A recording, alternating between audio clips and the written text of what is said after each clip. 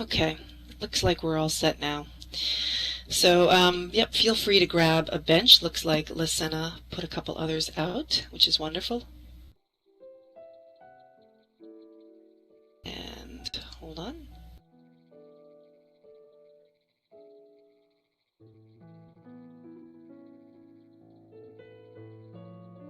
Okay, great.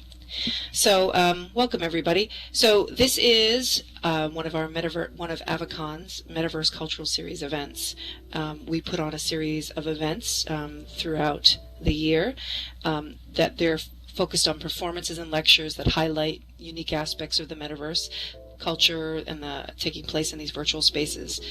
So the series showcases innovative artists, thinkers, performers, and academics whose work is on the forefront of exploring what it means to work, play, and live in the emerging metaverse. And as I said, this is produced by Avacon.org, and I am on the executive board of Avacon. My name is Joyce Betancourt, and I'm excited to introduce the first of our kind of doubleheader, our two presenters today. First, we have Ewan Bonham in Second Life, who is Scott Onstadt, PhD. He teaches at the Department of Social Work at Florida Gulf Coast University in Fort Myers, Florida. And he has taught courses in advanced clinical practice groups, social policy, mental health, chemical dependency, gerontology, spirituality, and research. His work has examined the use of virtual worlds for worldwide social networking between disabled adults, as well as those with mobility challenges, and he holds student course assignments in Second Life, where he helps students experience community and cultures in immersive setting. Today he's going to be presenting on the Community Cultural Teleportation Hub, a ticket to cultural diversity, and I will move it over to Ewan, and please feel free to start whenever you're ready, Ewan. Thank you. Testing. I assume you can all hear me. And my great thanks and appreciation to Avacon for this honor to be a part of the Metaverse Cultural Series. And also to be able to share with you a little of the Community Cultural Hub and what it means. But first, I would like to say my deep appreciation and sincere thanks to all the folks at Whole Brain Health, including the crew here, Lucina, of course, and everybody else who has sites here. It's a magnificent sim with a number of places to help stimulate your mind and body, both virtually and as it extends to real life. I'm a real believer in that, and right after this short presentation here, there will be the next tour of all the many places in Whole Brain Health. So today, let me get to the Community Cultural Hub. But first, let me say a little bit about the background. As was mentioned here, I have had an interest in being able to reach people, clients in particular, and even students who have various barriers to mobility. You can think of many populations of this sort, those with disabilities, of course, but also folks that live in rural areas or are somewhat isolated for other reasons. One of my specialties is working with the older adults, and many of those people are homebound. There are also caregivers of family members, such as those with dementia or Alzheimer's, who are also bound to their homes. So since we are living today in an age of technology, we have the opportunity here to be able to include these people where it may have not have been possible before in various social services, educational services, and most important, in networking with fellow human beings really from around the world, right from the comfort of your home. So this is where the interest lies in terms of the work that we're doing here. But as I did explore this as a potential here for use with these populations, I found that there was one big challenge, and that is to be able to acclimate folks that come in to Second Life new. Some people very much want to be a part of this metaverse, but when they come on, they don't know where to begin. They don't know where to go. And they don't have as much of an idea of all that, in this case, Second Life, but other grids can offer. Since there is representation here in probably several hundred, maybe thousands of communities of various kinds, there is a vast world here of imagination, creativity that is offered in Second Life, but how to get that word out to folks. And so that's where I came up with this idea of the Community Cultural Hub. It's only a very tiny tip of the iceberg sampling of all of the communities in Second Life, but it does give new persons and students an opportunity to quickly teleport to what is now about 102 separate sims, separate locations throughout Second Life. This is done simply and easily, and I will illustrate that with you in a couple moments. The idea is to reduce frustration, to reduce, let's say, hesitancy to be able to explore, and to be able to get people to these various places so that they can interact with others and that they can learn from the many creative efforts throughout Second Life. The second reason why we built this is because the building itself of Community Cultural Hub brings many communities together. Communities begin to find out about each other. A lot of these have actually developed independently just because people had an interest. And later, now, with the advent of this central teleportation area, folks from one community are actually talking with others. And so they begin to find out that they have a lot in common and that they can learn from each other. So that is another major plus here to the Community Cultural Hub. Selfishly speaking, though, one of the reasons why I created the Community Cultural Hub was so that I could introduce my students to the virtual worlds, in this case, Second Life. I only have about, let's say, 4 to 6 weeks that I can devote to having them explore and be involved in Second Life. So that's from soup to nuts. In other words, from the very beginning when they first come on to Second Life till they have completed their assignments. Well, as you may all remember here from your new days, that is not a long time to feel comfortable and acclimated to Second Life. So we had to find a way to make this efficient for students. For example, in the Community Cultural Hub, the building is not very high, so a person does not have to, they can, but they don't have to use their camera. They can see all the offerings there in the hub without having to do some things that are a little bit more advanced than basic. Because of this now, students can aggregate at the hub, and then they can teleport together or singly to various locations and then come back to the hub as their anchor point.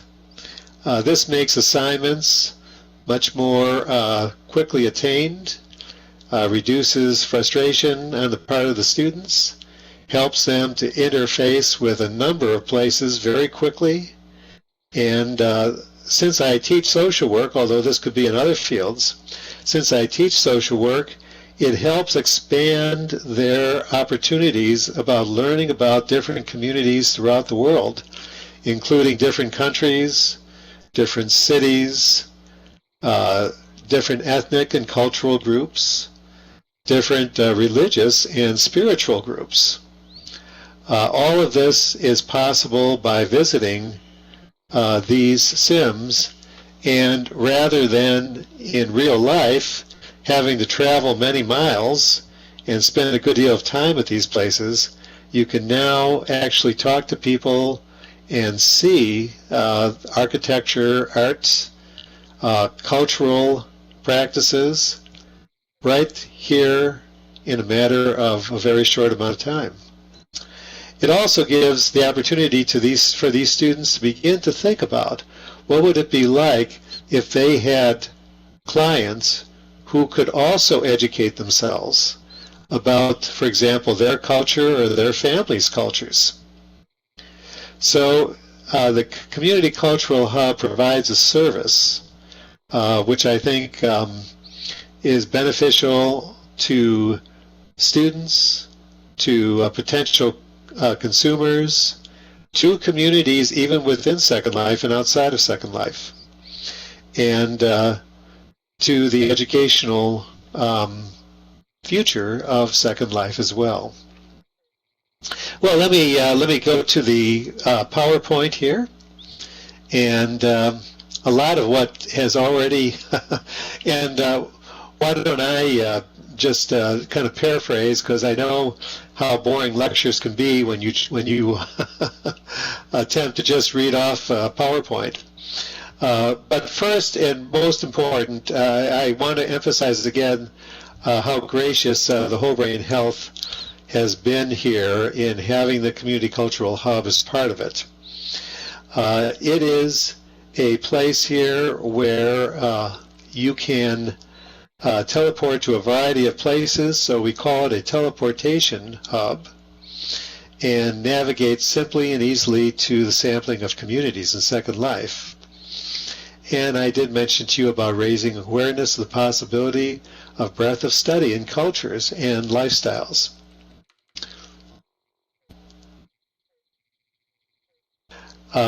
Now, I will ask you to come into the Community Cultural Hub in a few moments, but when you do enter, you will see that there are several walls filled with posters. And the posters are categorized according to historical, educational, social services, spirituality, countries, arts, and kind of other. But as you go through these posters, you will see a picture which was given to us by the people who represent that sim, and the name of the sim on it. Let me run through these myself if I could, because there's quite a bit that I need to cover here. So, and then when you go to a particular poster, all you need to do is left click on it, and that will attain for you a note card. And the note card includes a very short summary of the particular sim. And about halfway down the note card, you will see a URL landmark. You can then click on that landmark, and that will take you then to the community that you are seeking. Once there, you are usually situated in a place which is close by to a schedule, and you can find out things like the schedule of services that particular sim may offer, or groups that meet, and so forth. Once you're done, of course, you can just landmark, go back to the landmark for the Community Cultural Hub, and make that your anchor. It's as simple as that. It's practical and easy, but also I think very neatly arranged and easy for newcomers.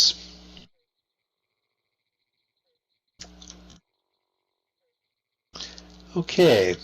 Also, corresponding to each one of the posters is a lengthier interview that was done by a representative of that particular sim. And that interview will give you much more details about what is offered and the values and orientation of that particular sim. That particular interview is located in a bookcase, which is right next to the category of sims. And to be able to use the bookcase, all you have to do is left click on the bookcase, and you will see a list of the posters.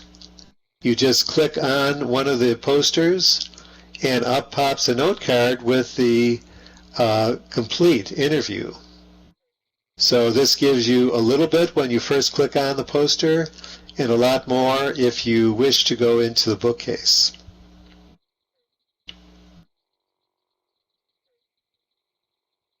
Okay, now here are the questions that we asked the people when we did the interviews, so that you have some idea of what we were covering. First of all, we wanted to know what makes your group a community. What is the central focus that people work towards? What is the purpose of your gathering? What are some of the values which guide this? What are some of the end products that you would like achieved by working together as a community? Is there a particular lifestyle that you use? And as we go down here, the questions, what makes this community unique amongst other communities? What makes the environment unique so it reflects your particular community and culture? What are some of the fun things that you do here that help bind people in this community? What type of architecture or building represents you in this community? Also, we talk about how can you be a member? How can you join this? Is there a particular membership? Is there expectations of you once you are a member? Is it an open or closed community? Are visitors welcome? And what personal needs, if I was to join this community, what need would be satisfied by being a part or even living in this particular community, living meaning in Second Life? And then, of course, lastly, but certainly very important, how could this community be used in an educational way? Why, for example, would I want to assign students to visiting this community? What can they learn about human nature, about how people get along, about what's important to people?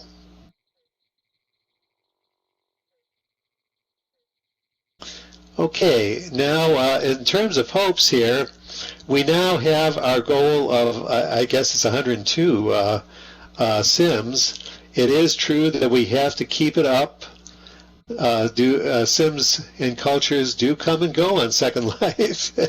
And so we do an audit once a month. We're adding, and others do disappear. But we certainly do need the help of anybody who either knows of a community that might be educational in focus or of interest to people. And we would be happy then to follow up and explore it and to speak of representatives of that community. We would like to expand. We have pretty much filled the ground floor, but we have a second floor in this building. Therefore, we have room for many more posters that represent communities. And we do have a group and also a subscribo here. And that has been a very good way for us to keep in touch, communities to communities.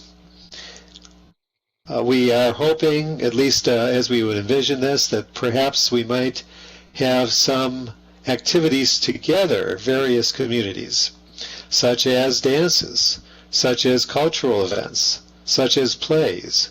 Now that people have been somewhat interconnected, we have the opportunity for some of these things to happen.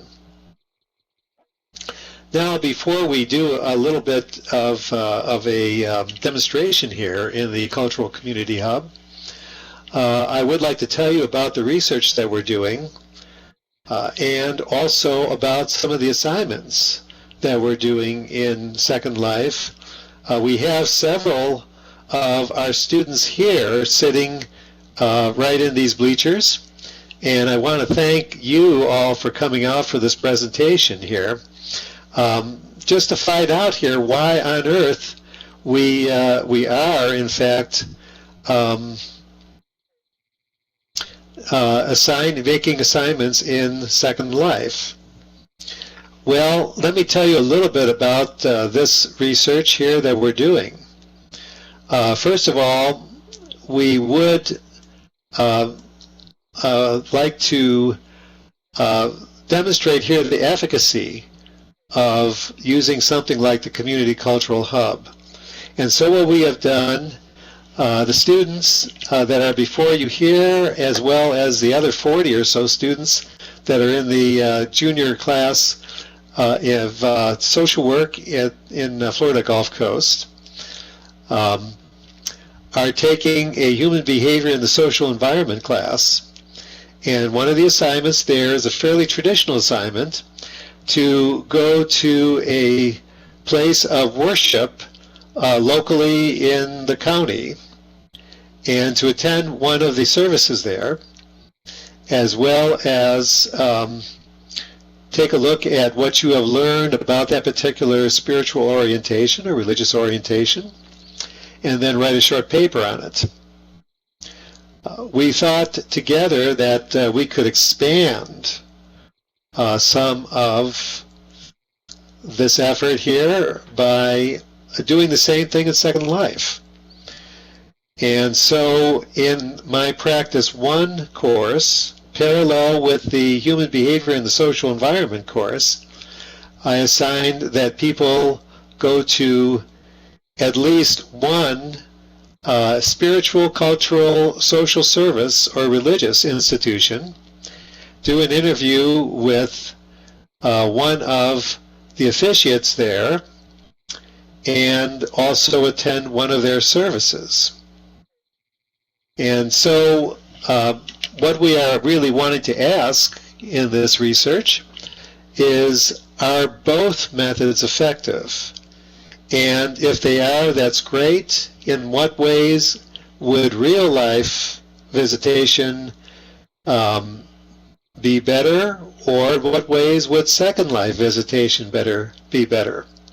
There are pros and cons for both. Certainly real life has that texture of being, really there. On the other hand, Second Life has the avatar and you kind of feel there. Second Life, there's less travel, and Second Life, you may be able to visit more than one place. So we are asking the students. I did help train the students to get onto Second Life, and they are using the Community Cultural Hub to get to the places where they have to visit. They also have to visit at least 4 other places on Second Life, and they use the Community Cultural Hub for that purpose. And they also have a extra credit where they would interview a person who is living in another country other than the United States. This to get an idea straight from the horse's mouth, so to speak, of the values and of the cultural orientation towards social services and helping people who are oppressed or in need.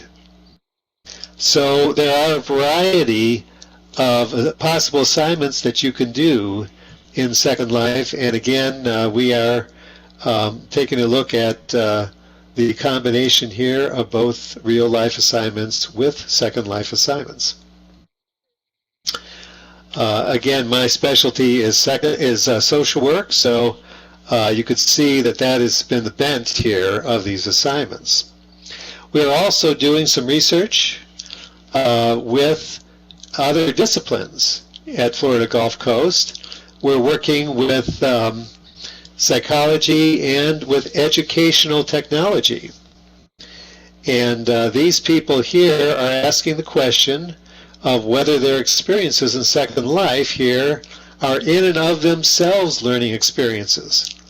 A very good example of that would be the Whole Brain Health here, which has a number of activities which help you exercise your brain, your learning capacity, and yes, even subtly, your body.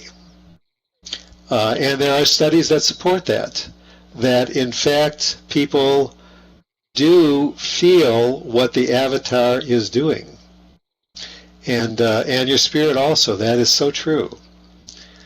And so these educational technology students are going out and doing assignments, many of which here are in the Whole Brain Health Sim.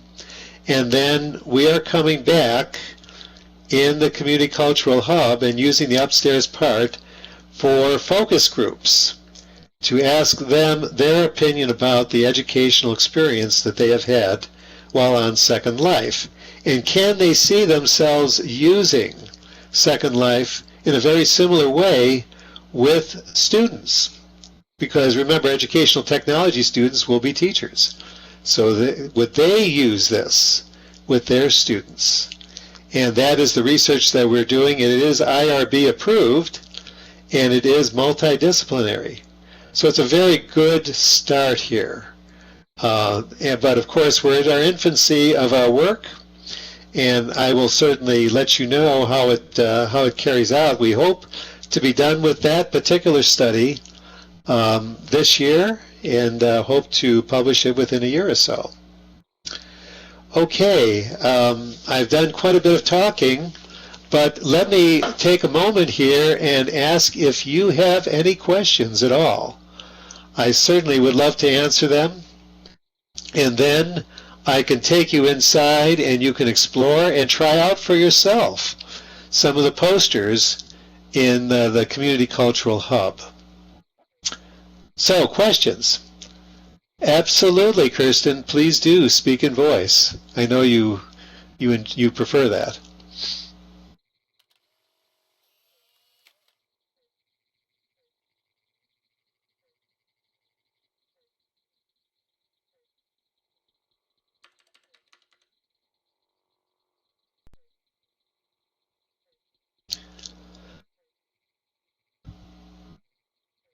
I'm sorry, I either didn't hear the question or... Perhaps my mic is off. Is it back on now? Yes, now it's on, yes. Okay, thank you. Okay. I know that in technology, in real life, technology is vendors work with educational institutions to make sure that you get the right technology for the best prices and that. Have you explored this link, this supply chain link for what you are doing here for your students in Second Life? Well, I've just heard about it, but I would love, if I can friend you, I'd love to discuss that with you. Because I have some vendors that I think would love to help you. That's really been wonderful.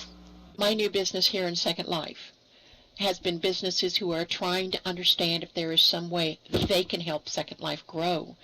And for me, it was automatically, yeah, give me the technology companies. Well, please do. I was just wondering if that was already done. I would very much like to. Yes, so I just asked to be your friend, and let's get together and have a long talk about this, because right now, as you probably would guess, all of this is blood, sweat, and tears. You know, there's no grant. And there are a couple of opportunities that I used to network nonprofits to technology vendors in real life during my professional career until I retired. And I thought, why not do that here? I am so glad, Lucina, thank you for keeping me on your list. I'm so glad I came today. This is exciting. There's real potential here. Okay, let's make sure that we touch base. Yes, there was another question here from Kip. What is the process for submitting resources? Drop you a note or landmark? Yes, that would be a very good way. We also have a Dropbox at the front at the entrance here. So you can tell us about your sim. We will get in touch with you, do a little visit, a little interview, and then set you up with a poster. Okay, let's see if there's others here.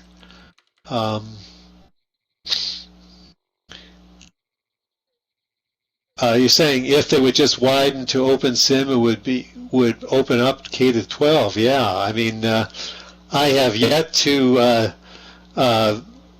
fly over the divide there to OpenSim, but yes, I think it would be very helpful for younger kids. I want to tell you that I did hear from one of my students recently that her 8-year-old nephew went to the hub. I mean, that is through her, and he was just flying around having a great old time. He had a much easier time of doing this than than us older folks. And Heather says here, do you have a certain time that you have these presentations every week? You mean like this today? This is just a one-time thing. I do have the video, as you may know, Heather, because we do post a video. I made a video of the Community Cultural Hub and how to use it for my students. Let's see, Wisdom, you will see the Dropbox. Oh, okay. And 8-Bit says, yes, we have had 6 to 10 graders in world learning in our open sim. Yeah, I mean, I think they're more prepared for it than we are. But that just goes to show that because it is the future, students today have to learn how to use this technology, because those that are native to it, completely native to it, are just around the corner.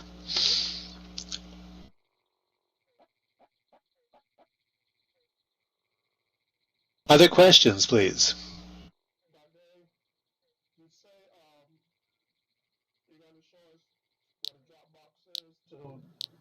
Drop off our pictures of the various sims.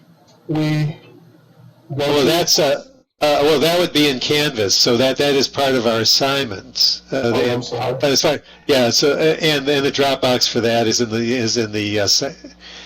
the module for the week that the assignment is due, and I can get with you about that. But the Dropbox that they were talking about is if somebody would like to complete the application to have a poster in the Community Cultural Hub, you can get that application in a note card form at the Dropbox at the entrance here to the Community Cultural Hub. Simply fill it out and then deposit it back, and then we'll get back in touch with you. Okay, one more question. Say if I wanted to add my religious aspect to the community culture, is that okay? Or what exactly would I have to do so for? Say I wanted others to embrace the spiritual feeling that I get from my church group that I'm in. Can I add that on here? Is that possible? Well, we are working mostly with communities that already exist in Second Life. But let's say, if you and I talked and we were able to find a community that matched up with your spiritual orientation, I would love to go with you now that you're in Second Life and visit with that community and speak to the officiates there and see if they would be interested in being a part of the Community Cultural Hub. I would love for that to happen so that students and other people that want to visit Second Life could know about that particular place of worship. Okay. And if you'd like to help with that, I'd be very happy. Thank you very much, Rhiannon. And are there other questions at this point, or would you like to just kind of come in? I've thought that maybe we would just walk right into the Community Cultural Hub, that you then avail yourself to the posters and try it out. You know, take a look at some of the posters and the note cards, and then transport yourself to these different places just to see how easy it is.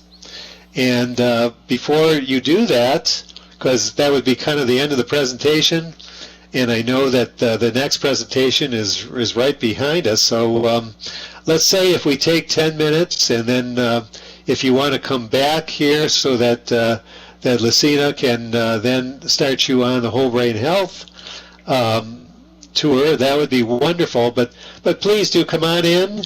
I'll be there and can help assist you in whatever way. But give it a try here and see what it is like to use this teleportation system. And I want to thank you all so very much for having come to this presentation. And I would love to make contact with anybody, such as Kristen had mentioned here. Love to make contact with you, discuss this further, and work together in whatever ways we can. Thank you so much for the privilege of doing this.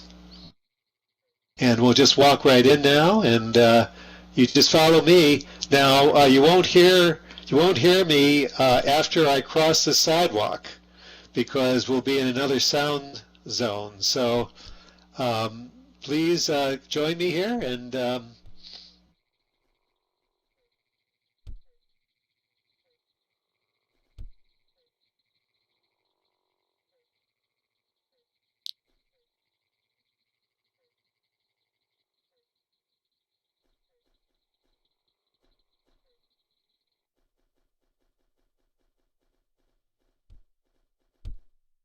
wander around, take a look, try some of the posters out, take a look at the bookcases for the interviews.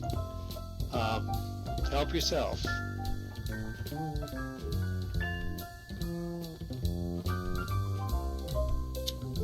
And this is Rhiannon. Again, how many so far communities do you have? You said over 200, isn't it? No, 102 right now. 102, sorry, yeah. How long has it taken to compile this so far? For us, I mean, because again, we don't have a large staff, so it's taken about a year. It's been the birth over the course of a year. But if we did get volunteers, people that would be interested in helping, we'd sure appreciate that a great deal. And is the best way for those who are who would like to help you with that? Would they just contact you, or do you have any other? No, that would be fine. And why don't I do this also? If you wish to use my email, let me give you my email here in the nearby chat.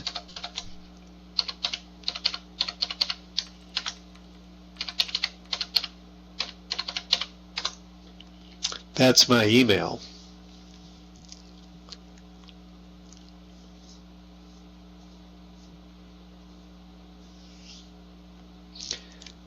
And, as you try this out, ask whatever questions. I'll be here for a little bit of time here.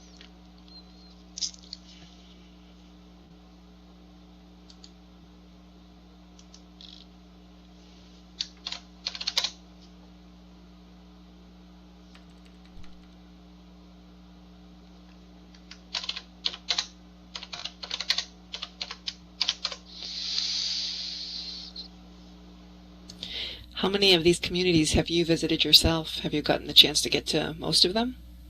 I'd say 80 to 90% of them, yes. Partly out of curiosity, and partly because I want to make sure that these really exist and that they do have some educational potential for students.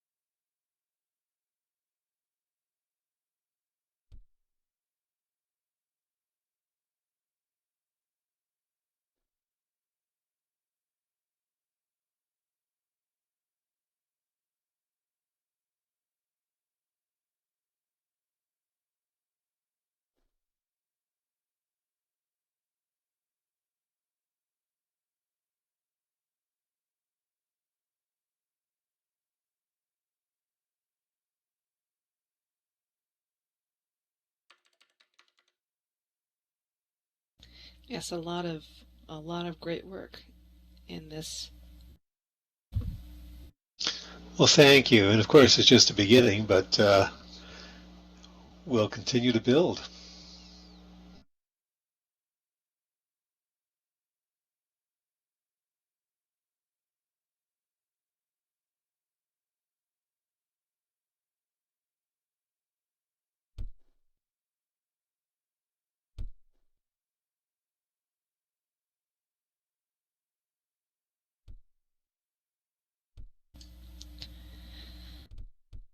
So you get a couple more minutes, and then we can kind of head back out the door to where we were before, and then we'll get to introduce Lysena and start that next part of things. And of course, take a landmark to here so you can kind of come back and explore, since there's so much to look at and kind of jump from and grab note cards of. It's a great resource for later.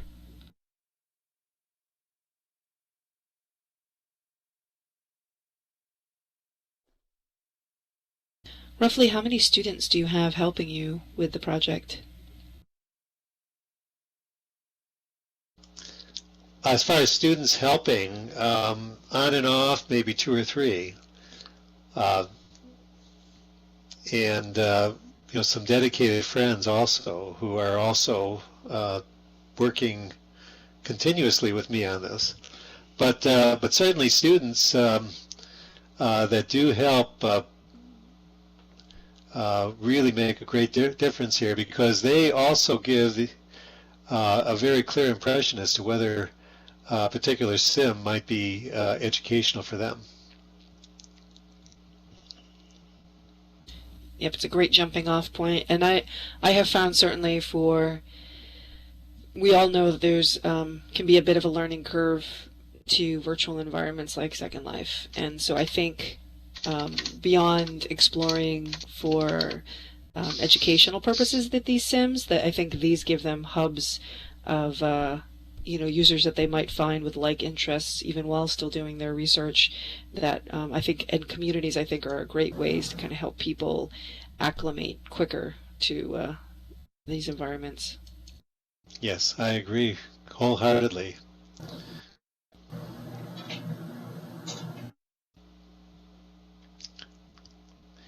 And I just want to say, I know that there are some students here, and if you're waiting for the interview that you're going to be doing with our guest, we will do that upstairs.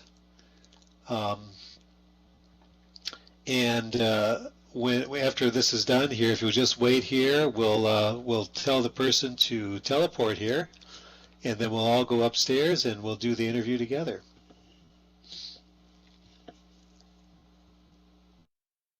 Yep, I think we'll be heading outside, the general outside of your students. We'll be heading back outside to introduce Lacena, and then I think, I guess we'll head back in here for that part of it, I guess, once she's done introing. So your students are on the agenda for her overall tour, or is this a separate? Well, her tour, we're going to actually have a tour of the Whole Brain Health with the students tomorrow morning. Yes. Yeah. So they'll get an opportunity to have a closer discussion with Lacena then. This particular interview that we're doing is with somebody from another country, and that's one of the extra credit assignments that I had given to the students, and several of them are here for that purpose. Wonderful. Okay, so those who aren't one of Ewan's students, we should probably head back outside and towards the area we were all sitting at the benches, so we can jump to the second part and introduce Lacena and go from the tour from there. But thank you again, Ewan. This has been great, and I know we'll be kind of having a follow-up event at the Nonprofit Commons, but thank you for this, and this will also, there'll be an archive of this that'll be online too for everybody, including your students, to get to watch later as well. So, well, thank you very much, Rhiannon. You're Pleasure. Welcome. Great. My pleasure. Thank you. Okay, I'm heading back over to the other side now then.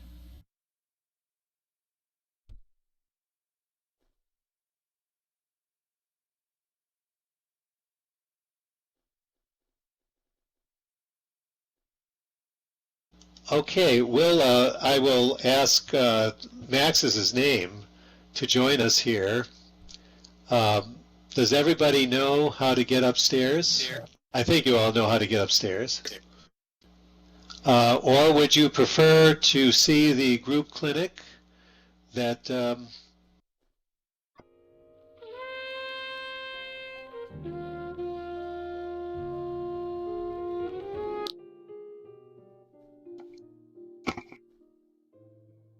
Hello? Oh, good. My voice is working. Yep, your voice is, I hear you great. Let's Great. just give a couple minutes. I'm going to also poke out to a couple groups. Okay.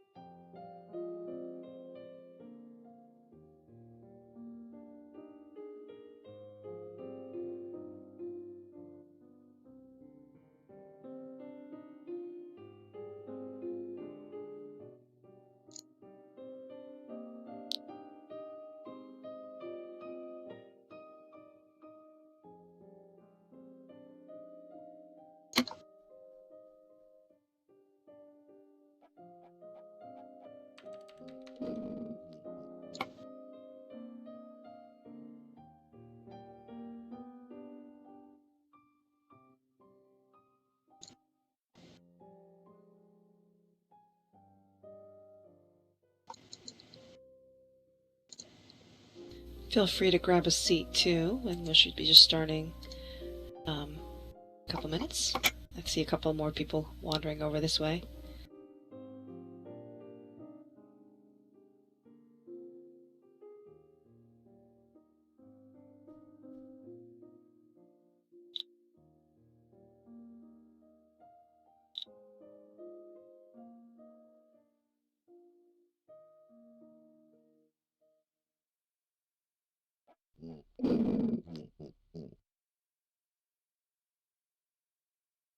I have to say again, I still love that avatar, Arnok.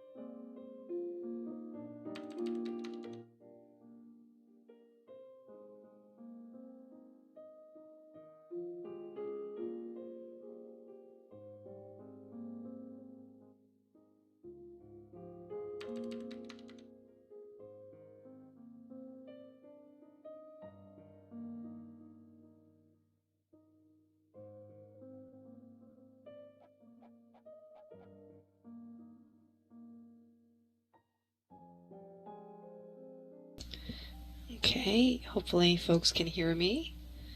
I think we're getting in a couple more people. Great.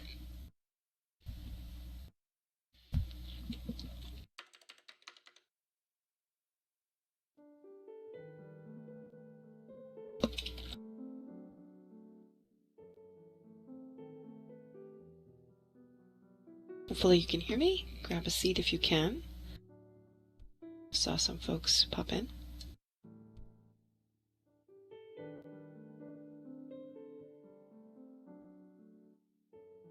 Right, okay, and we're okay camera-wise, I think, as well. Yes?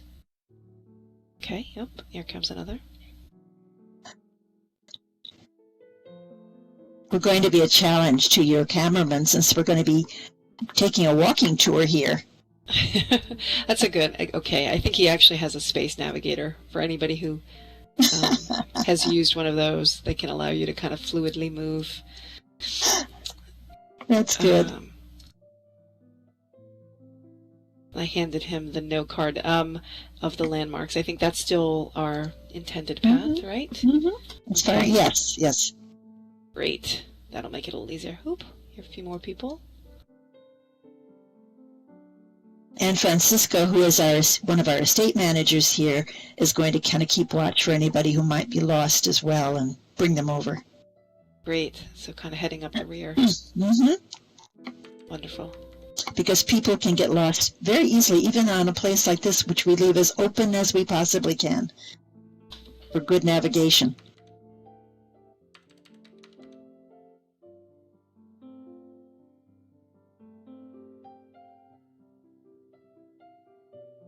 Yeah, that helps. You have line of sight then. Mm-hmm. That was one of our ideas. If you move your camera up, by the way, and look behind where we're sitting, you see a big Whole Brain Health sign that hangs over the whole sim. in case anybody should get lost out in the ether. Ah, great. Okay. So let's start things off now that we've got a few more people who've kind of popped in, and feel free to grab a seat wherever you wish, and hopefully you can hear me. Just to make sure. Oh, and another. So let's start things off, and again, this is the second half of kind of a double header today for the Metaverse Cultural Series. And as I said before, the Metaverse Cultural Series is a set of events featuring performances and lectures that highlight unique aspects of Metaverse culture, taking place in multiple virtual world spaces. This series showcases innovative artists, thinkers, performers, and academics whose work on the forefront of exploring what it means to work, play, and live in the emerging metaverse. So, and again, I am Rhiannon Chad-Noir here as my avatar, Joyce Betancourt in my physical life, and I head up avacon.org, which is the nonprofit that hosts these events. So today, for the second half, we have with us Lynn Barrett, who those of you here probably around us know better as Lasena Wisdom Seeker, and she'll be presenting on how the metaverse is a great place to grow older when you know how and where to spend your time in it. Lasena, and I'm sure she'll get deeper into this as well, is a college instructor of literature and writing, a college counselor, a licensed psychotherapist, and certified life coach and brain health coach over her long professional career. She is an active member and webinar conference presenter for several organizations that research aging and brain health. And since 2007, her and her husband, a musicologist, have written a blog together called musicandhappiness.com on the different ways that music can increase human well-being. So let's welcome her, and please, Lasena, start whenever you are ready. Okay, well, thank you. Thank you for a lovely introduction. We're starting here at the place you just heard about, the Community Cultural Hub, which is a wonderful example of the kind of activities I host on Inspiration Island. We have one sim here, which is just chock full of things, as you'll see today. It's part of the Rockcliffe Consortium, and we moved here only in June of this year from a much smaller space. We keep growing, and I think this will always be a work in progress. So I want to point, before we leave this place, if you move your cameras around to look at the tree behind us that has a PowerPoint in front of it. I promised Brielle, who is one of the members, one of my partners, I would say, on the sim, that I would ask you all to notice it, because she is a medical librarian who is doing a study of Alzheimer's disease, particularly of people's understanding of Alzheimer's. So if you, at the end of the tour, can come back here and maybe take the quiz, she gives you gifts, and take the survey, she would love to have more input from people in Second Life as to how well her approach works here. And she's presenting it on Monday at a conference. She asked me particularly, since she couldn't be here, to point it out to you. Can you all see it, what I'm talking about back there, where it says, "Thank you for playing our health game"? So I just wanted to let you know about that. That's great. Okay, so let's get up. If everybody would stand up and follow me. We're going to really walk our way around and stop at various points and meet some of the people who are here with me as my partners on this sim. There's a bridge over here by the gazebo. We're going to cross the bridge and go to the meeting place for the community of creative elders. And as I told you, there are boundaries here. This is not until we cross the bridge, but you won't be able to hear me unless you come and meet me there. So I hope everybody gets there, and I will shout to people to get them over.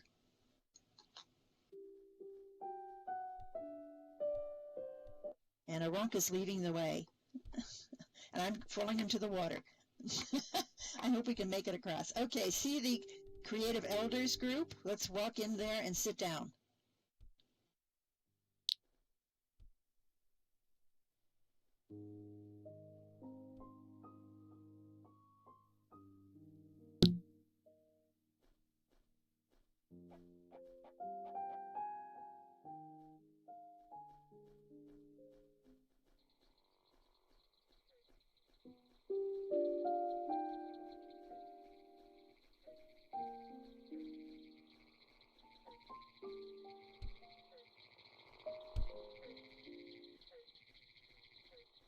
I can hear you. Funny thing to say that, because the people who can will say yes, the people who can't won't know what I'm saying. I can hear you fine. Okay. I guess I should write in, anybody can't hear me?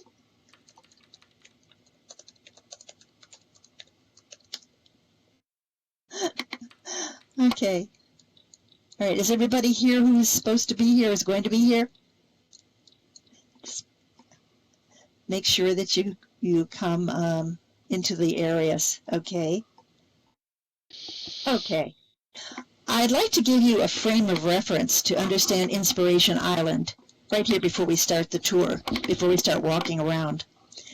My group is called Whole Brain Health, WBH for short, because I take a holistic view of the brain based on what current research in neuroscience, gerontology, health sciences, positive psychology, and the arts tell us. The brain is part of the body. It houses the mind and personality. It can be damaged and protected. Brain health is a term that covers a lot of territory. Really, it talks about our total well-being. The Wise Brain Project, you see my tag, refers to the vision and mission I have in-world and out-world. This sim is the first of several Inspiration Islands I would like to establish throughout the multiverse to fulfill that vision. My vision is to provide gateways where people from all over the globe can easily come to learn how to care for their brains throughout their lives. They'll also be able to practice what they learn just by spending time right here on our sim and on kindred sims, which they can quickly get to from the Community Cultural Hub. That's a wonderful resource for us and for people who come here.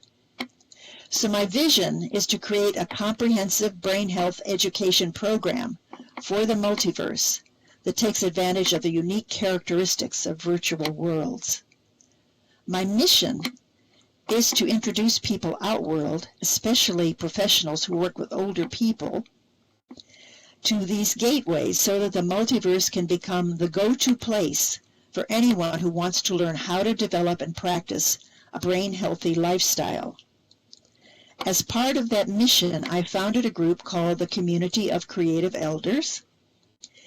Earlier this year, we have over 100 members. We're sitting in the CCE meeting place right now, and we have a calendar over on the land here, right on this parcel. Many of the members of the group say they'd like to help get more older people into Second Life. So we've been exploring all kinds of orientation approaches on field trips, and we plan to meet with experienced mentors like Treacle of the Silver Tigers, a sibling group for training. One of my contributions is to introduce virtuality to more people outworld by giving presentations at various conferences on aging. I'm active in several big organizations like the American Society for Aging and the National Center for Creative Aging, and I have done presentations already for them and will be doing more. So if you have machinimas I can show to introduce people to Second Life, please tell me about them. I'm also partnering with many other groups and programs in Second Life because they add to what we can offer here.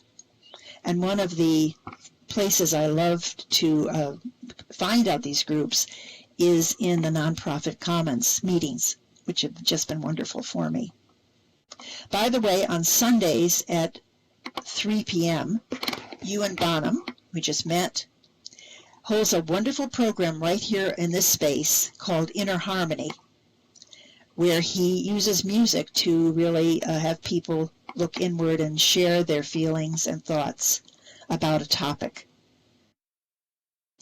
So that's the basic outline for what this is all about. And I'd like now to get us moving a bit, so let's all stand up and follow me. We're going to be walking past, I have to climb over people here. We're walking this way. Just follow me. I'll try to be slow and wait here for everybody. By the way, before you cross the line here, so you can't hear me, this is one of our teleporters. made by Maximilian Merlin, who is a member of our group, and he also made a building you're going to see further on the way. But there are 2 pages on the teleporter that we will use later, and you can get all over the place here, and you'll see how many locations we have here just from the teleporter listings. Hang on just one second.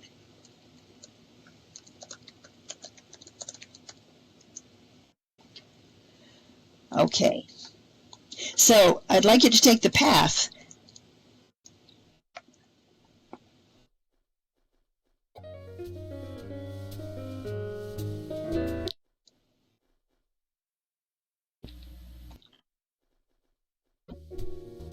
If I could walk.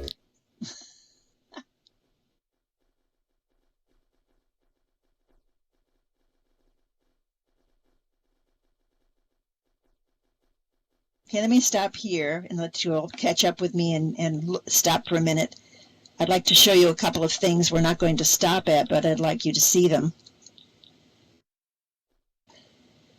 Is everybody up here yet? I'll wait till we all come up. Everybody here, Fran? Okay. The gate bed is still seated back there, but Okay. Maybe somebody is off 8-bit. I just want to say the lag, there's so many people here. Actually, we have a class going on, a group going on up above on the platform. You'll see later. You'll meet the person running the class, I hope. We are a little behind the time and she has to leave. But we have a lot of people in the sim right now.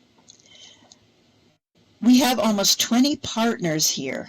I call them WBH stars. And they offer all kinds of brain food programs, some for the mind, some for the body, and some for the spirit. Down below, if you look behind us down by the water, there are 2 different builds. 2 different parcels. One is for Hero Walk and Social Aikido. That's the very colorful one to the left. And that is a program that Ludo Merritt, who's been in Second Life for a long, long time, offers here. A Hero Quest that's quite interesting. We've been in the process of all evolving it. And then to the right, you'll see Zeno Octavia's Paradox, and she is developing some book groups around some of the interesting topics, like Barbara Ehrenreich's new book called Wild, I think. Okay, so I wanted just to show you some of the places and let you know how many people are involved with me here presenting programs, which has just been a wonderful thing. Let's walk now into the Grove of Wisdom, or Wisdom's Grove.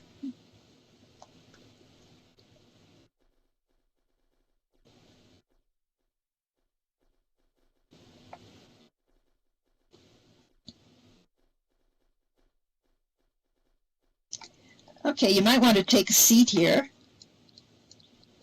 There's some seats and benches, if you'd like to.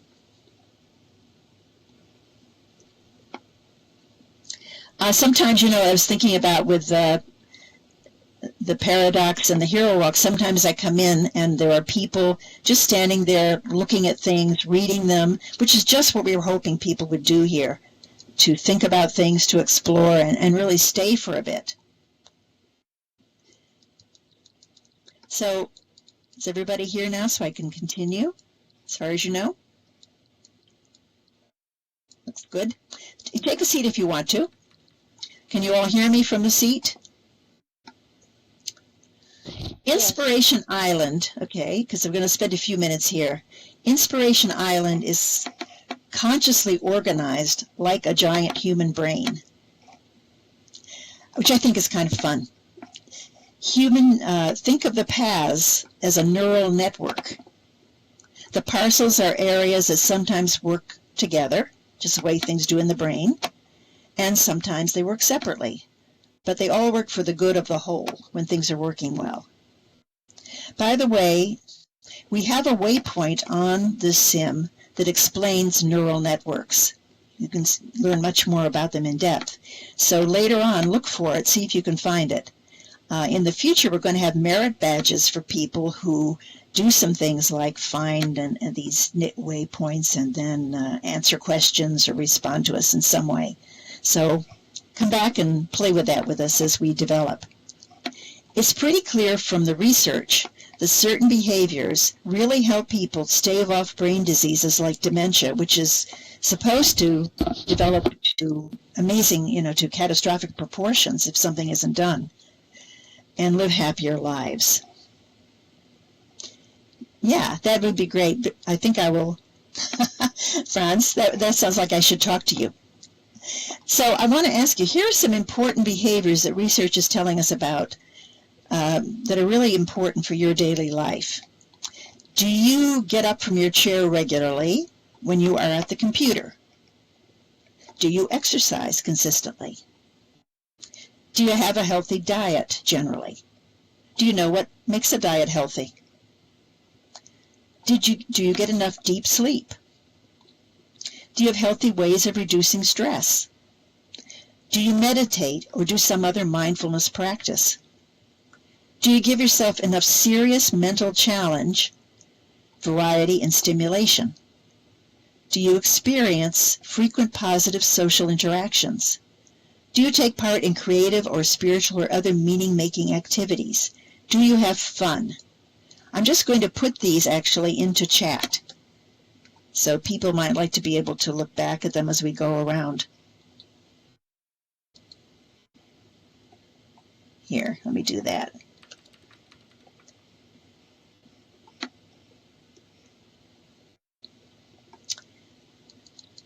You can make a list to see where the gaps are for you, and right here on this sim, you can find activities to fill those gaps. Here's an example of in the Grove of Wisdom. The butterfly hunt, the words of wisdom, is one of the activities here. This is a really fun activity that has practical value because you can earn lindens for solving the puzzle. Put your solution in the blue mailbox, which is behind us. We just passed it coming in here. And I will send you 50 lindens. I change the hunt every few weeks, so you can come back and keep earning more lindens. But the words of wisdom are 7-word sentences that other people have given me, other residents here. And I take one at a time and break them up that way. Also on the scroll over here, if you look behind you, there's a scroll. You can see the butterflies on the trees, by the way, that's where the words are. There's a scroll that says, touch me, and there you can leave your own 7-word sentence of good advice, and we'll be using it for the butterfly hunt. Over here is a box, a main box, with a question mark on it. And you might want to take that note card.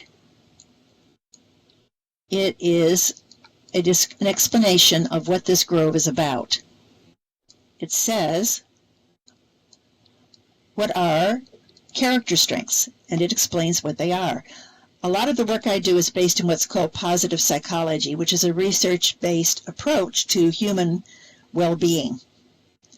So this card tells you how to identify your personal strengths that help you more naturally and easily develop regular brain healthy habits, because developing habits is one of the hardest things for human beings. So this is a way to learn to use what's best in you in order to be able to do that. And I'm going to be running some classes to introduce people to the whole concept in the near future. So all of these activities require you to use your mind in some way, right? And you notice you see the owl and the oak trees. This is an oak grove, which are the Greek symbols of wisdom. So I kind of like that. Okay, let's walk down to Health Park. And before we do that, I'm just going to say, why am I making you walk? We aren't really walking, you say? Pay attention to your body in the chair as your avatar follows me around here. You may find that your breathing changes. You may also feel your muscles tightening. Walking, especially out in nature, even virtually, can clear your mind and lighten your spirit. We have bikes and hobby horses here to ride, and we have rowboats to glide through the canals. And they can give you very different kinds of feelings, make you laugh, get excited, feel calm. So come back and try them on your own. All right, let's go down to the health park. Follow me down this path over here. We try to make everything as easy as we can. Yeah, I feel the need to sit. Follow me down here.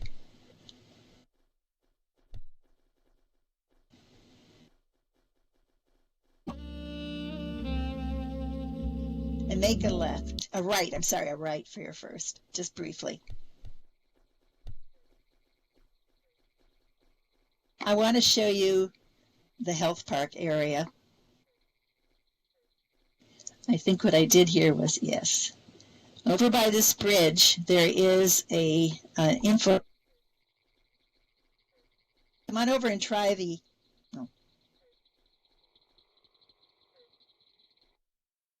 I should wait till everybody gets here because nobody will hear me. This PowerPoint was given to us by Gentle Heron. She started me thinking about this idea. Come on over. Somebody's using the trampoline. It's great. I love that. Ari gave us that trampoline. Lady Slipper Constantine, who's a retired phys ed teacher and a member of the Community of Creative Elders, as many people who are doing things are, made these mats and the weights. There are weights there, too. So every Friday at 11 a.m., she leads a program I call Real Exercise. We sweat at our desks along with our avatars. People say to me, I already exercise in real life, and I say back, but just compare how long you also sit during the day. Lady Slipper and I have found we're more aware of sitting too long, and we consciously move more now since we've started this class. So even if you exercise regularly outward, as I do, you can benefit from doing a few of these exercises we teach here every half hour or so at your desk. The sign here is one of many signs. If you look at the sign, let me see if I can stand by it. My goodness, I am.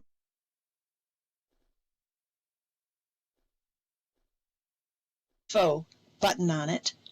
And with that button, if you look, you will go to a web page that gives you more information, gives you videos and other kinds of links that just deepen the learning you can have here. All right, we're going to walk past the drum circle up ahead and go into the grotto where Dancers Yao is waiting for us with her program. I'm going to give her a little heads up that we are going to be seeing her here in a moment. Let me just give her that. I can.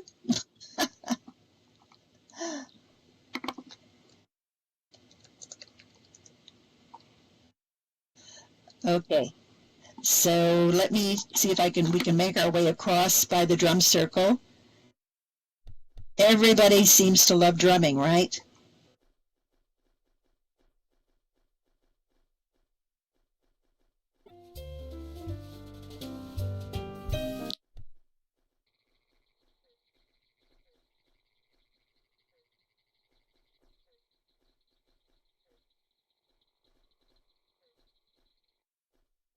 Fall. You have to walk in through the waterfall here. Can everybody see?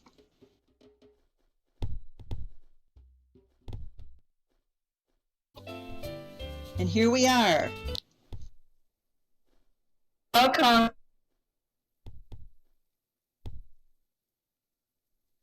Okay, do you want to tell us as we go into the grotto? I'll wait till everybody comes so they can make sure they can hear. Okay, as you go into the grotto, there's a note card on the left. Take it, please, and you can wear the lamp in it if you'd like to, which is really fun.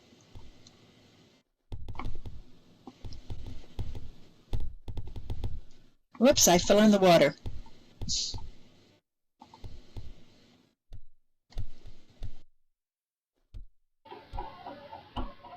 Hi, I'm Dancer Ziao from Elder Voices, and I want to invite you to learn the galaxy language. So if you take note cards from each of the signs, one when you enter the grotto, and the other where it says a note card to play the magic drums, then when you can, return and try to learn a language that is an ancient and modern way of knowing how to hold on to what you love even in the worst of times.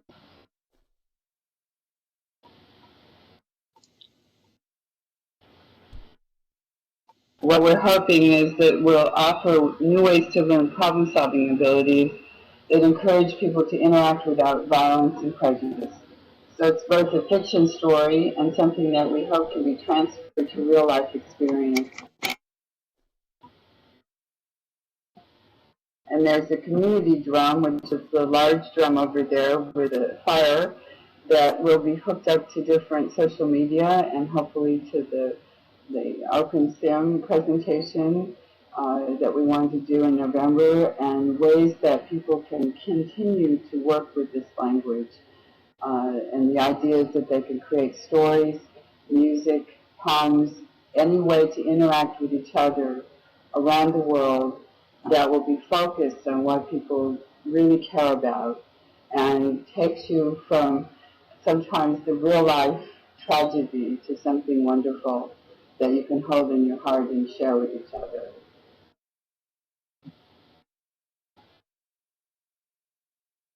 So each drum has a question in it that you can take when you come back. If you take the note card to play the magic drums, where it will allow everyone to put together their ideas and then eventually share them. But it has a space in the note cards there in each of the drums to also add. And then they fit together as a story. Each of the drums represents a way to explore and learn this language that, as a fiction story, was brought, we hope, by the extraterrestrials. And we hope they visit soon, the ETs.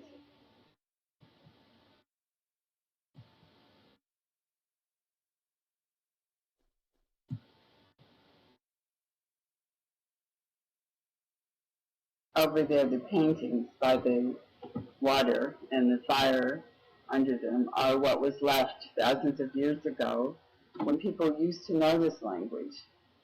But over many years, they've lost the ability to interact without violence at times, and so the prejudice and the things that come into the ways that people might be interacting in the modern society, we hope can be helped. Elder Voices is part of an organization. This is one of our projects that teaches about human rights and healthcare, and we've been using the virtual worlds and with the nonprofit Commons and with their help to have an office space, and now with Inspiration Island and Lucina to keep teaching and hope that we can find ways to explore better ways to interact with each other. So this is a fiction version of the human rights that we teach, the ideas, but it also is a way to explore the art side of the way that people could tell their stories to each other about, I hope, better ways of learning this language. If you have any questions, can you hear me all right?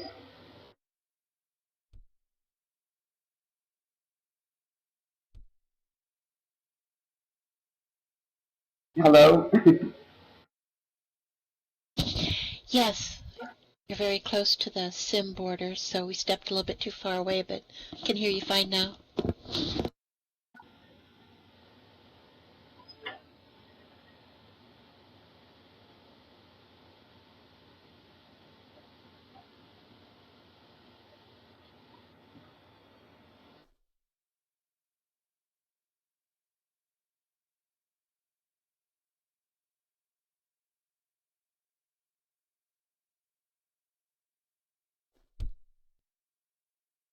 So I wasn't sure if you could hear me before. Were you able to? And do you have any questions about what I said? Because I'm not sure.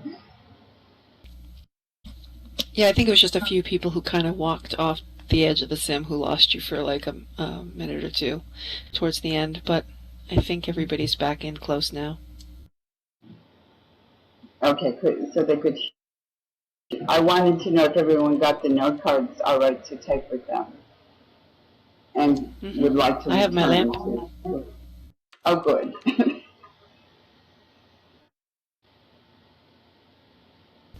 The lamp is actually in the note card that's you get from the sign right behind. And then the note card to play the magic drums explains the process of working with them and continuing to work with the language that I hope that we can keep sharing. I used to do this in real life in theater groups in Los Angeles and with gang violence, and it worked very well. So I'm trying to change this experience now to using the virtual worlds to do the same kind of work we used to do in small theater groups. And it was interacting with the fiction of the extraterrestrials and ETs that come to visit and help. And we're hopefully going to be doing a performance with avatars acting different versions that they might want to do as a dance or different ways to interact, to confront the violence and the danger, but then find better ways to engage and communicate with each other.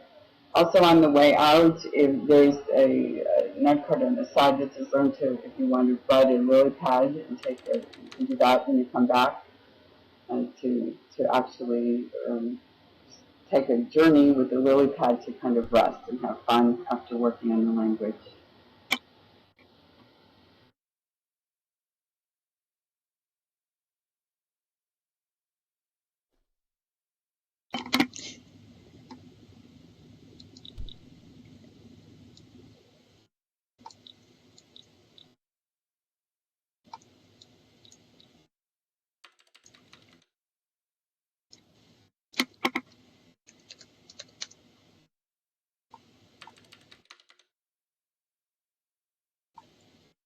Yes. If you have any questions, or I wasn't sure of the time that I had left or didn't, so if you have any questions or things you'd like to try out,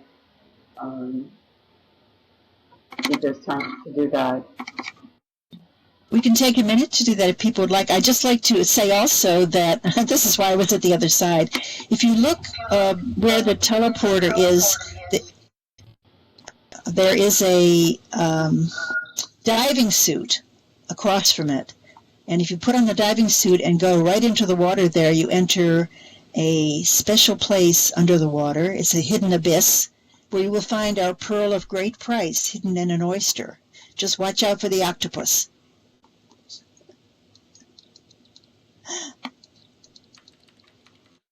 Okay. So I'm going to take you out now. I'm just watching the time. I guess we have a lot more to see. We're going to go back out and follow me across the bridge right here to the larger fairgrounds. If I get myself out of here.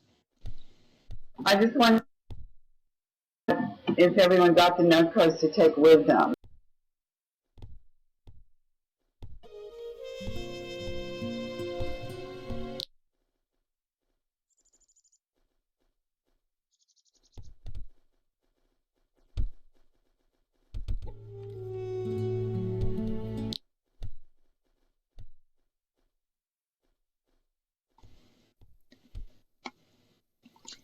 When you all come across the bridge, I will just tell you a little bit about what you're seeing here.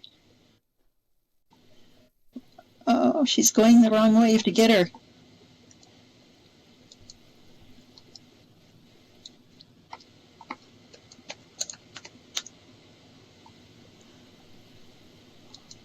We lost Rhiannon. We have to get her back. I can hear you, but I don't know where you are. Come back. You went too far. The bridge is over here. I think Ari will bring you. Okay. Yes, thank you for bringing anybody who's off. It's stepping on her tail, right? Okay, let's get everybody over here. Yes, get lost for a second. This is a challenge. Baby would get baby. Baby is a little bit lost in the water there too. I just want, ahead of us is a big fairground area that's open right now, and there's a sign here for our fair day, which is going to be on September 28th, first one since June. We hold a fair day each month, usually on a Sunday, and we put the main attraction here on the big fairgrounds. So we're going to be presenting the Shanghai Sisters Fire Show, and you can get a preliminary schedule in the sign right now. This is a very, very early one. Our theme is Minds Afire. So that day we hold programs all day long, and we have a special performance at noon usually as part of it. So come back, it's all free. Come back and enjoy it. We're going to walk pretty quickly along the next area. We're going to take the path here up and to the top of the hill.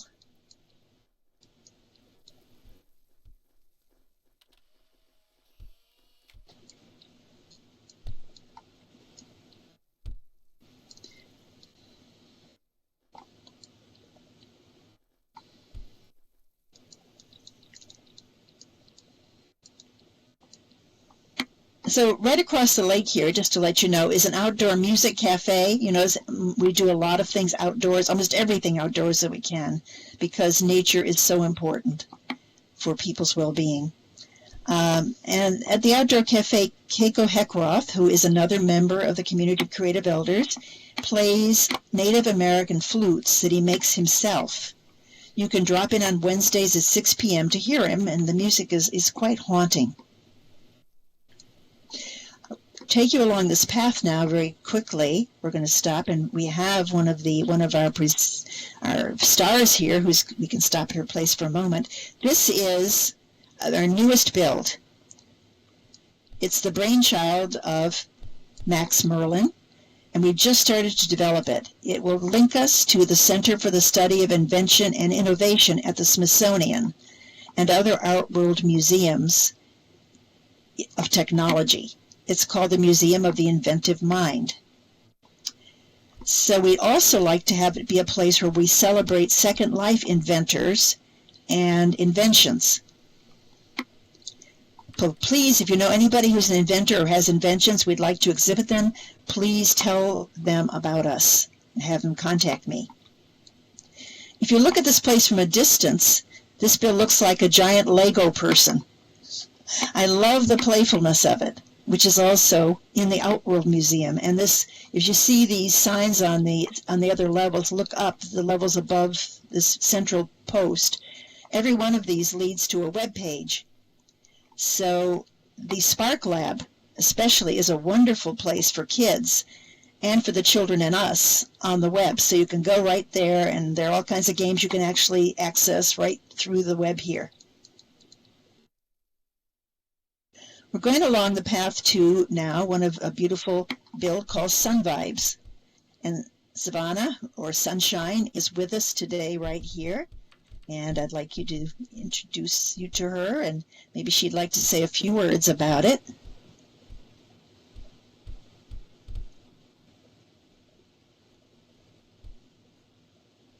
We don't have a lot of time, otherwise I would take you inside.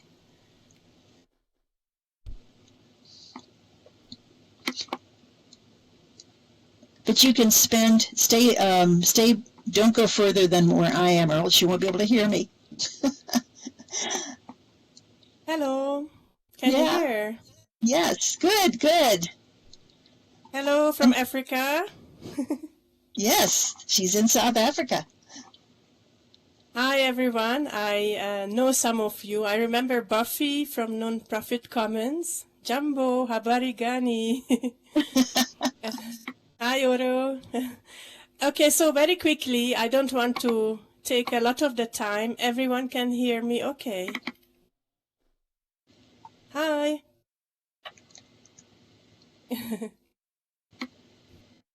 Hi Ari.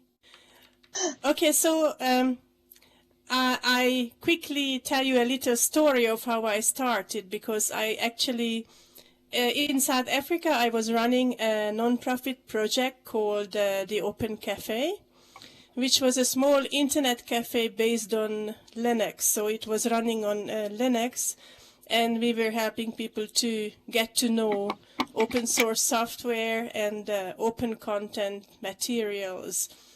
We also had something like something that we called a Freedom Toaster, which was actually almost like a Coke machine, you know, that you buy Coke from a bus stop or something like that. But you, instead of Coke, you would get open source software. So it was a very useful invention to be able to share open source software in Africa, where we don't have that good quality internet connection. And so I was running this project of sharing open content for almost about 10 years.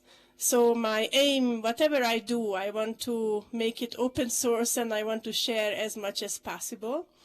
So at the moment, I focus a lot on music here. Sun Vibes is mainly a music project that introduces you to different cultures through their music, especially Africa, South Africa, India, but whatever else we come across. If you know me, then you know exactly what we do. If not, you can check our website and see all the, or Facebook and things like that. Here I'm creating a resource center that will enable people to find open source or open full perm, as we call it in Second Life. It's full perm material, textures and scripts and tutorials all together to get you creative, no matter in what sense. You know, it can be music. If you are learning how to remix music, then let's do it together. Like Zenji, my friend, who has started making music, and he's doing very well with that. And we are also playing with fractals. You can see, maybe you can follow me just to that little corner here. Oops, sorry, Oro.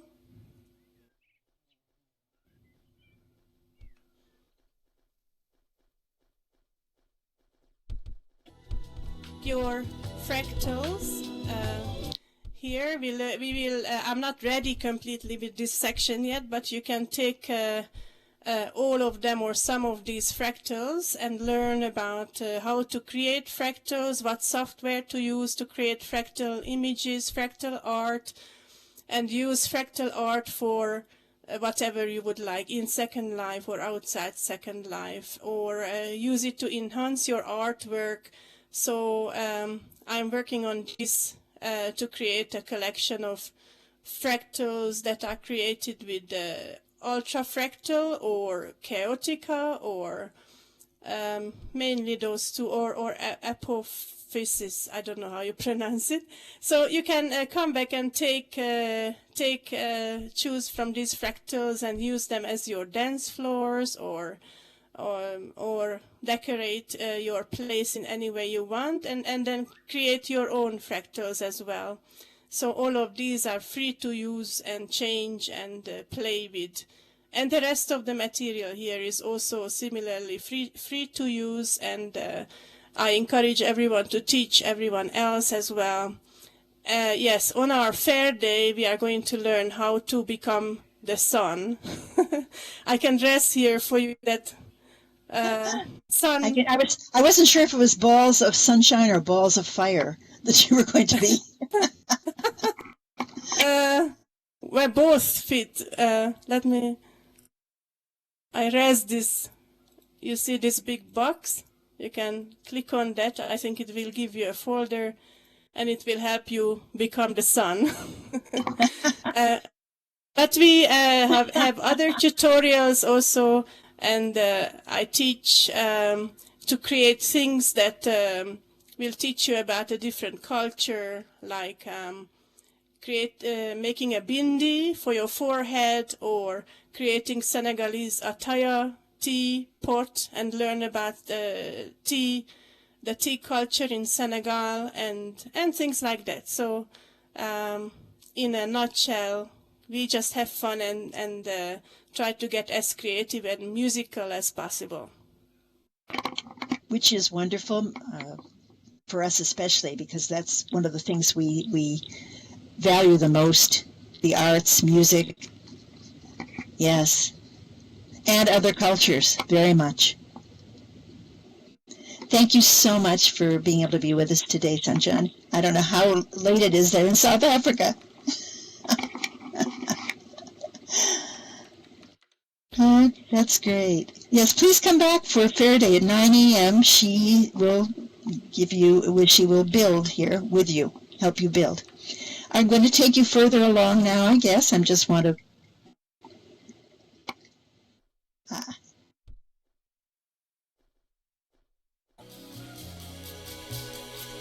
to take it this way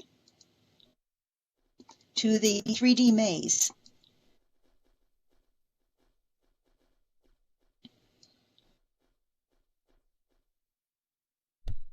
I'm taking the shortcut down the hillside.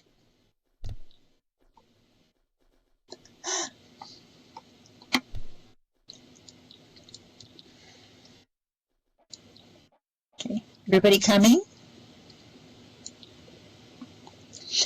Okay, you may recognize some things on this maze. This maze was made by almost their inventor, who gives you quite a challenge in the maze and in his game, which you please don't stop and play now, because you'll get caught and you'll never follow us any further. The best way to go through the maze is with somebody else, I think, because it draws on your visual memory. You have to remember, did I already try this path? What level am I on? And he's a real sport. You get rewards just for trying. And he changes the maze every Sunday, so there's always a new challenge. Remember what I said about the importance of variety? Well, we try to live that here.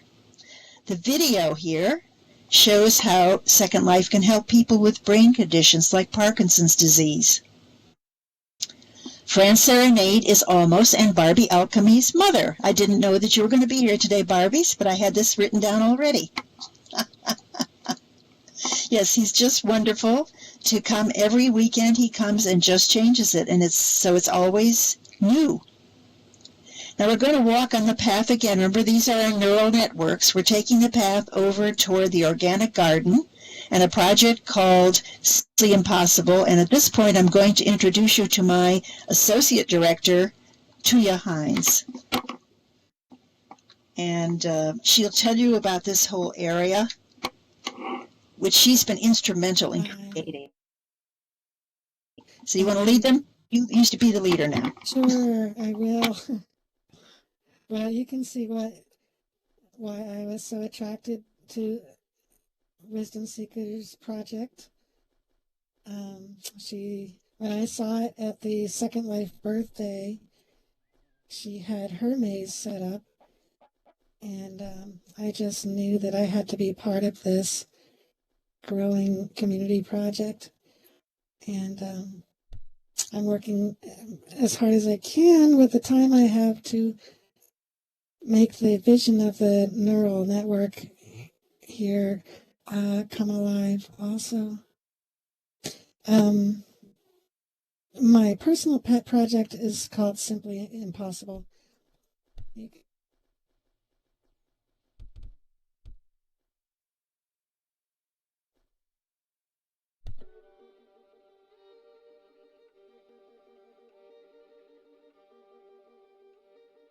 I'm fascinated with a certain phenomenon in Second Life called unscripted physics. And all the machines I make in Simply Impossible are active physics that use no scripts at all. They are simply physics. In Second Life, there is a lot of free energy created by the physics engine, which you can animate objects with a little bit of engineering. This figure over here is one of the iterations of a robot that I am designing. I'll go ahead and animate it if anybody wants to see that. Let me just select I should it. say also that Tuya teaches classes in this during Fair Day often, and you can actually make your own things. That's true. I'll show you a couple of the other simpler projects that I teach here. So I'll just let my little dancer dance, and let's go here. I'll show you a couple of other things. The reason we have the dome is that if she doesn't have it, this dancer will be all over the sim, right? They sometimes break. The pieces go flying off. It's just the nature of the beast. They're alive and they're fragile. Again, this involves no scripts at all at any point. Another ongoing project that I'm trying to refine is the universe's first and only unscripted carousel, which I will not demonstrate at this point because it has so much energy. This here is an unscripted ceiling fan, which is a useful project that we have a class in. And it's easy to build in less than an hour, and it's perpetual and operates without scripts too. And the other one over here is a very simple garden swing. No scripts. You can just sit on it with your regular sit, and it swings perpetually without scripts too. So that's my passion personally. If you'll join me over at the garden here,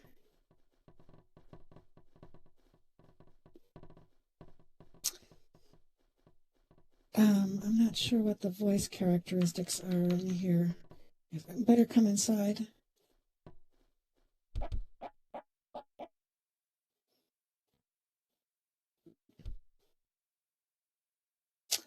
This is one of our more recent builds here at Whole Brain Health, and was largely done by my partner, Danny. We had a budget and we purchased a whole lot of good things, and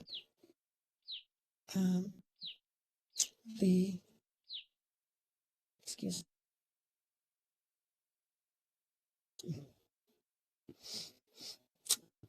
This is to illustrate organic gardening, which is another example of a network.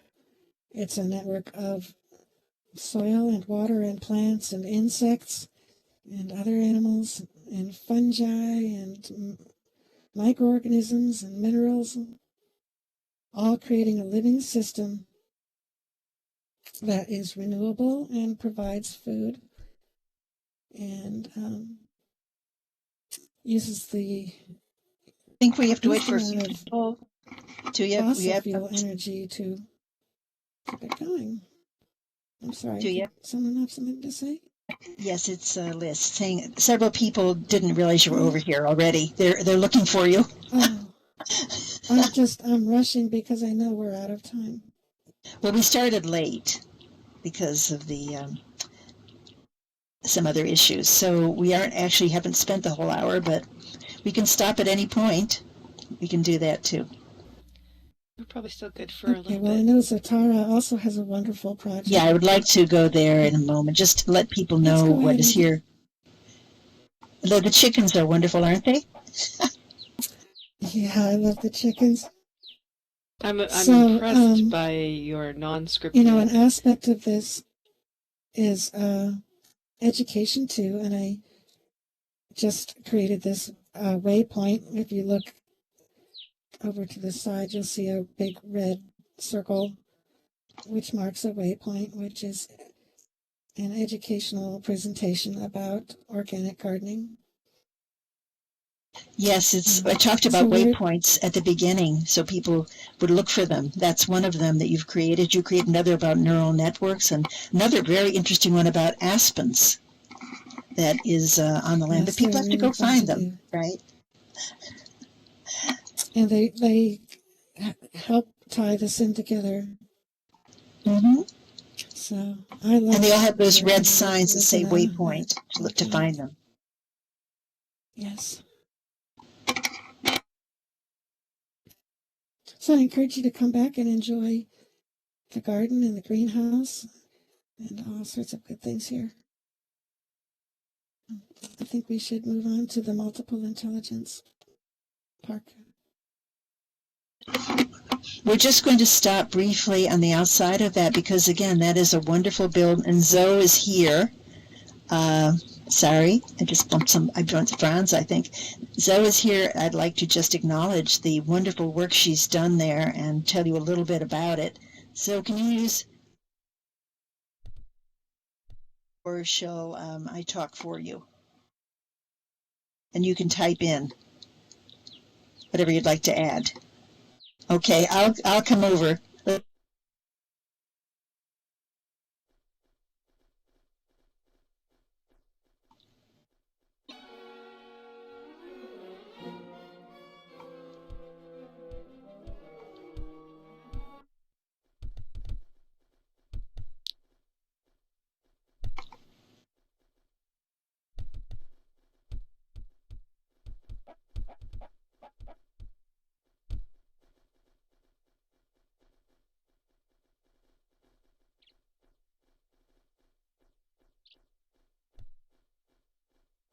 Okay, let's stop here and get everybody together.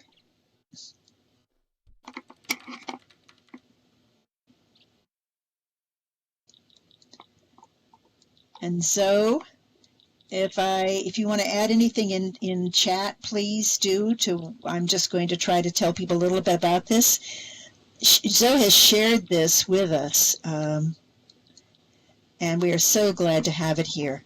And like the Grove of Wisdom, it gives people tools to look inward.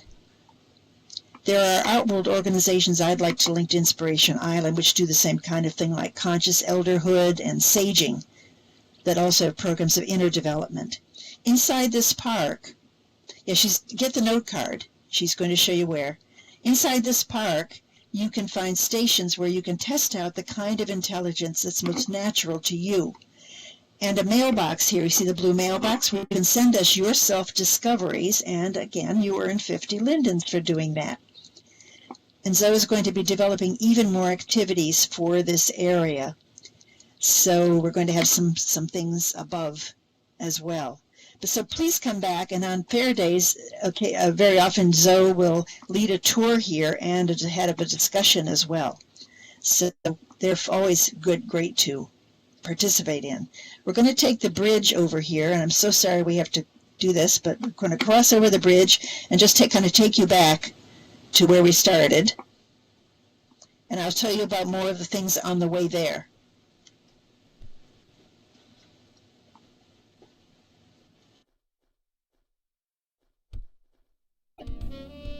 Let's do this. So let's fly over to that near the blue dome. Got the wrong bridge.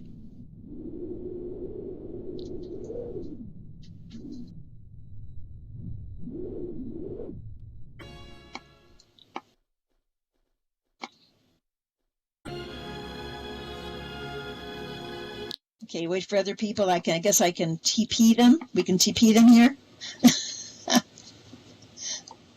Too many bridges.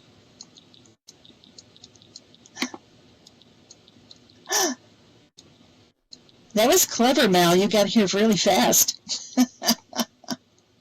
Okay, this is the Octagon, Marley Melena's Octagon. She does her programs here. And up above, if you take one of the teleporters, there's a teleporter here, a green one on the ground. Drip dry, you just walk through the water, right?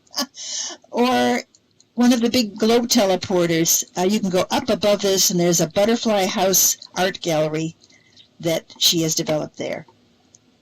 So I just wanted to tell you about this and come back and, again, visit the art gallery by going up above.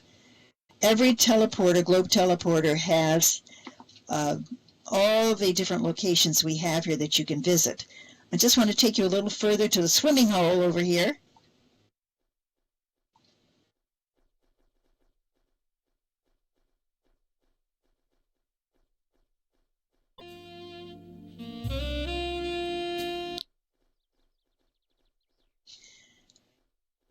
And let you know that there is an underwater meditation area under this bay. There is a rowboat you can take from the bay. And there are balls that you can use for swimming around the bay and around part of the sim, all related to some of the things we talked about as being really important. You can also use the telescope and look up and see the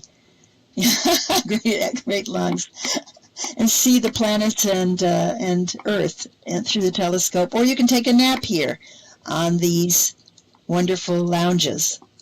So we're going to end at this point, but I want to tell you that I don't have time right now. We don't have the time to take the teleporter up. There's a whole other area up above that is called the Center of the Arts for Well-Being.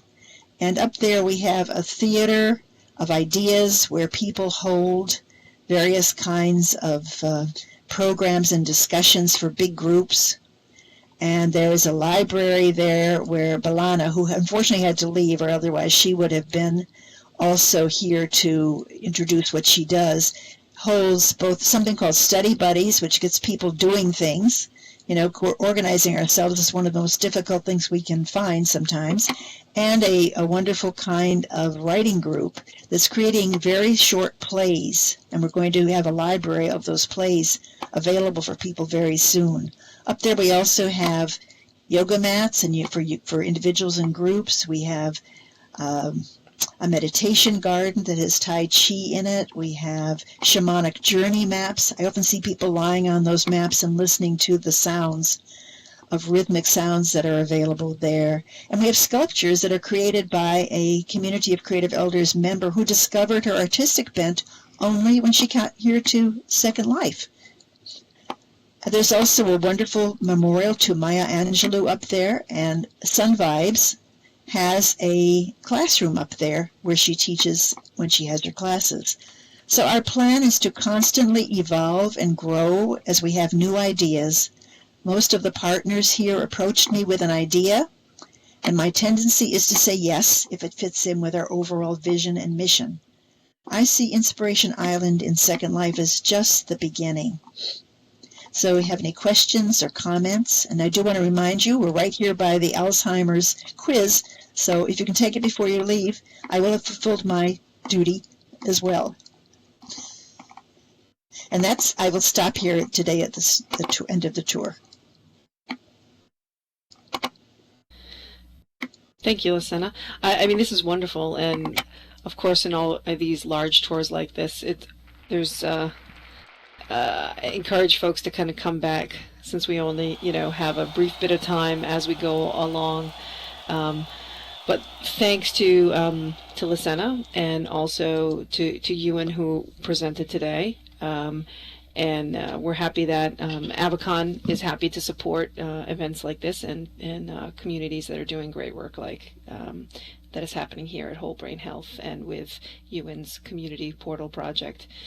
So you can find out more about Avacon at avacon.org. And also I encourage anybody to, we'll have an archive up of this as well. So if you kind of missed any part of the tour as we went along, that'll be posted up on our website as well.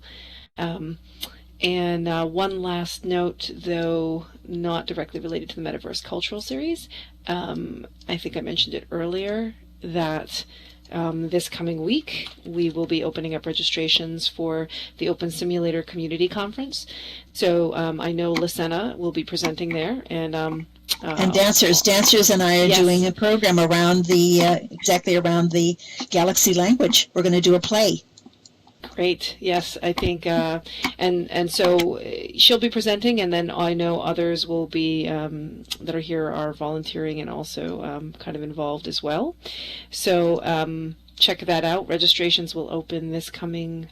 I think Monday is when we're slated to, but so check this week, and we'll be announcing that as well. And for any nonprofits or social benefit orgs, which is another thing that Lysena and the Whole Brain Health folks are taking advantage of, Avacon also offers free space for social good orgs and projects. So you can also look to avacon.org to check that out. Encourage, if you do want virtual space within Open Simulator as your kind of home base to jump from, just fill out the application and we'll kind of set you up there.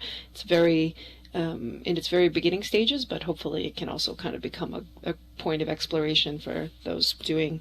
Come join us there. It's wonderful yes. to have you join us. Yes, and you can also you can teleport to other grids from there. Yeah, yep. It is hypergrid enabled, so that's a great place to sort of keep as a home base and then be able to go anywhere within the Open Simulator grids, or even Kitely you can now connect to and hypergrid to. And as Lysena said, Whole Brain Health is setting up there, and then also Rockcliffe just set up, so which is also kind of the benefactor of our space here. So it'd be great to have others there as well. So check that out on the site as well. So I'd like to thank everybody and for coming today, and I think we're all set for today. So thanks all. And thank you for giving us this opportunity. Great.